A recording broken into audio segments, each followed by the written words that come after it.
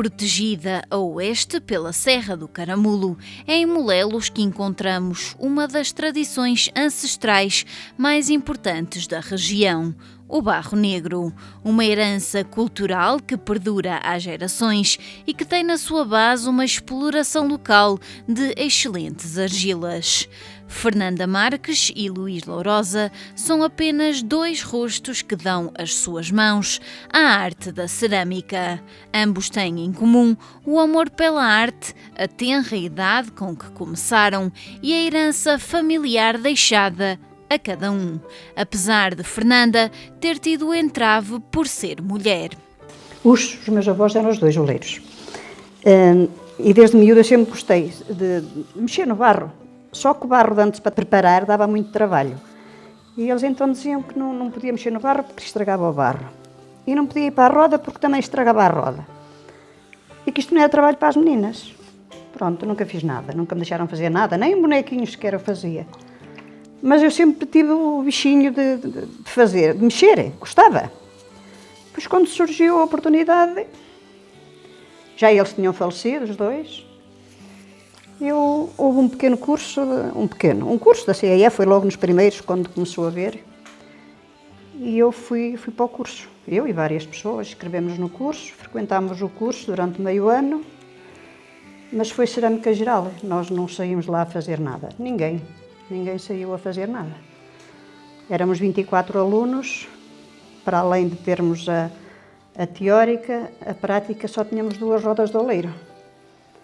Só saiu a fazer um que já fazia antes, que era o António Manuel, já tinha aprendido com o padrinho, mas ninguém sabia fazer nada quando saímos. Eu, como tinha a roda do meu avô, que tinha sido oleiro, os dois, mas um deles tinha a roda ainda em casa, e então fui buscar a roda à casa dele, também tinha a matéria-prima, e fui fazendo. Foram dias e dias sem fazer nada. Comecei a fazer as peças não, a entreter-me com o barro. Foram muitos dias sem fazer nada, muitos meses, até que por fim lá comecei a ver qualquer coisinha, muito pequenina, mas comecei a ver e pronto, e deu-me entusiasmo, apesar de estar muito torto, muito sem jeito, mas lá comecei a fazer e consegui. Havia na altura ainda muitos idosos que tinham sido oleiros e que diziam que isto não era trabalho para mulher, passavam lá à porta e diziam: "Oh pequena, então isto não é trabalho para mulher, tu nunca vais fazer nada, que isto é trabalho de homem, nunca se viu nenhuma mulher oleira, também não és tu que vais ser." Diziam-me isto muita vez e eu ao mesmo tempo aquilo dava-me força e eu dizia: "Eu hei de ser, hei de ser, pronto", e graças a Deus venci a minha. E os seus avós, se a vissem hoje, estariam orgulhosos? Eu acho que eles iam estar muito orgulhosos. Acho que sim, que eles iam estar muito orgulhosos. Também iam dizer como os outros, que não é trabalho para mulher. Sim, do que eu conheci deles, sim. Um deles, quando ele morreu, ainda era pequenito, ainda andava na escola, mas iam dizer o mesmo. Mas eu acho que devem estar muito orgulhosos. E herdou muita coisa deste avô, inclusive algumas pedrinhas que aqui ainda utiliza para este trabalho. Pedras preciosas. Eu, se perdesse aquelas peças, aquelas pedrinhas, era difícil de fazer o trabalho. Uma pessoa vai se habituando a elas e agora, primeiro que fizesse umas peças como aquelas, estão com os jeitos que elas já têm, ia ser muito difícil. Porque elas já têm dezenas de anos. Com 15 anos já foi há bastante tempo. Assim, isso acontece naturalmente. Eu venho de famílias de oleiros. O meu avô já estava a exercer a atividade, sempre foi o trabalho dele, e havia aquele contacto diário com ele, com o dia-a-dia, com o trabalho. Pronto, e eu com 15 anos as coisas surgiram, já foi há tanto ano, a gente já nem sei, eu não consigo perceber ou lembrar como é que surgiu naturalmente. Tinha um amigo que é oleiro também, ainda está em atividade, portanto, o António Marques, e foi com ele porque ele é pouco mais velho do que eu, portanto, estamos na faixa etária mais ou menos igual. Eu sentia-me muito melhor em estar com ele e conviver com ele do que propriamente com o meu avô, apesar de ser meu avô, mas era uma pessoa mais de idade, não é? E pronto, e eu frequentei a olaria dele durante 1 ano e meio, sensivelmente. Pronto, e as primeiras dicas, os primeiros passos na olaria foi junto dele. Pronto, ao fim desse tempo, então comecei a trabalhar sozinho. Ao Luís juntou-se um pouco mais tarde o irmão José Manuel Lourosa e há mais de 30 anos que trabalham juntos. Os irmãos é tipo cão e gato, e nós também temos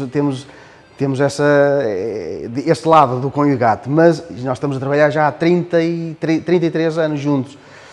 Claro que há nossas divergências, mas tudo se resolve e a aprendizagem, portanto, como eu estava a dizer há pouco, o tempo de aprendizagem é longo e nós fomos aprendendo, ele foi aprendendo comigo, que foi as primeiras dicas que eu dei, que eu já sabia algumas técnicas da olaria, ele aprendeu comigo, mas depois, ao longo destes anos todos, nós fomos aprendendo um com o outro, isso é de uma forma natural. Nunca houve nenhuma peça que atiraram um contra o outro? Não. Tipo, chegarmos a esse ponto, não.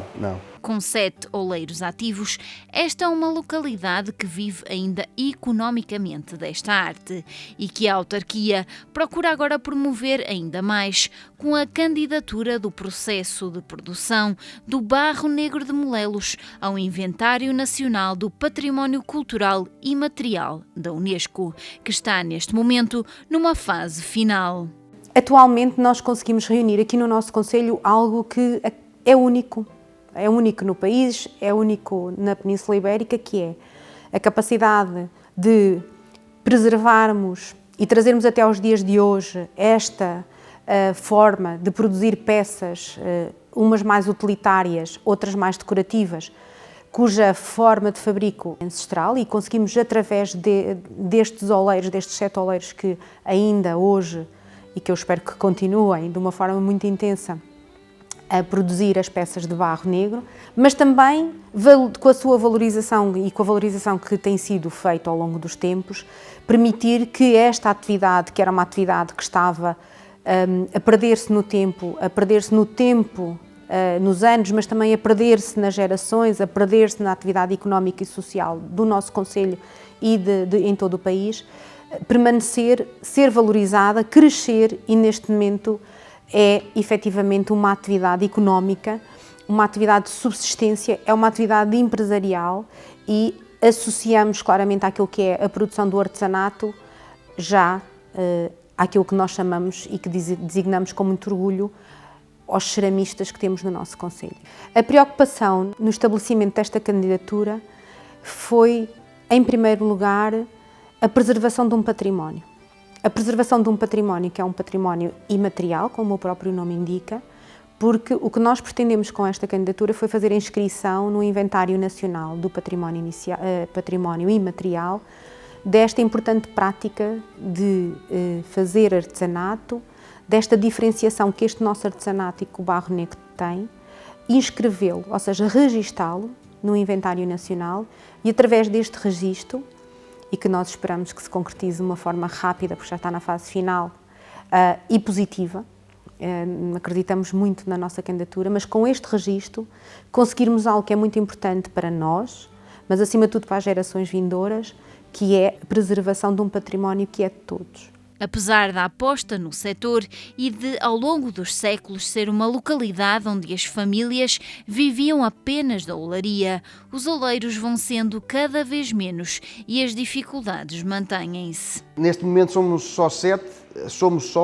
porque éramos muito mais, e as coisas vão decaindo, não é? Em termos de número de oleiros, cada vez são menos, e daqui para a frente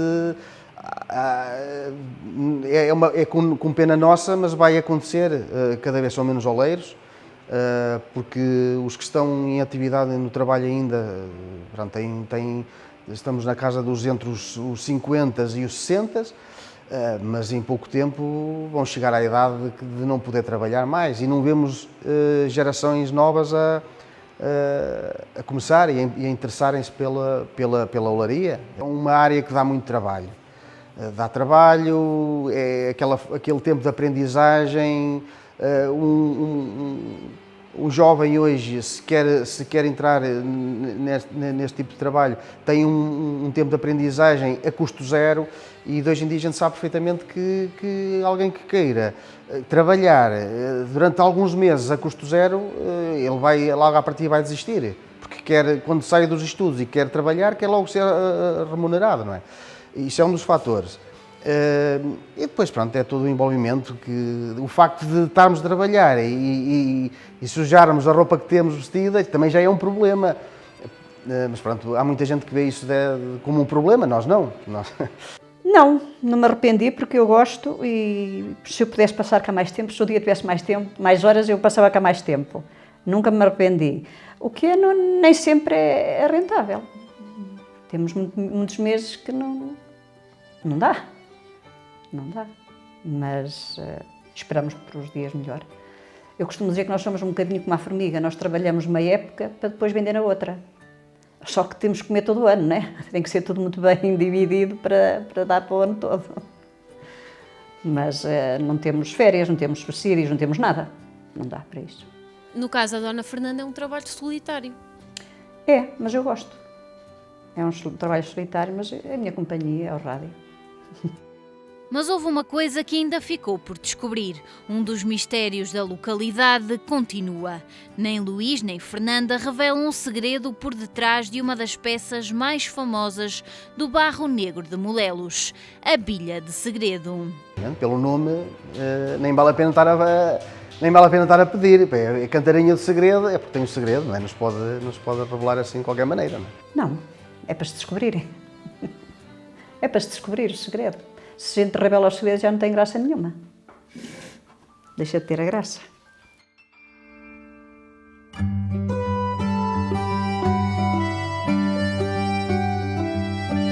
Molelos é uma terra especial.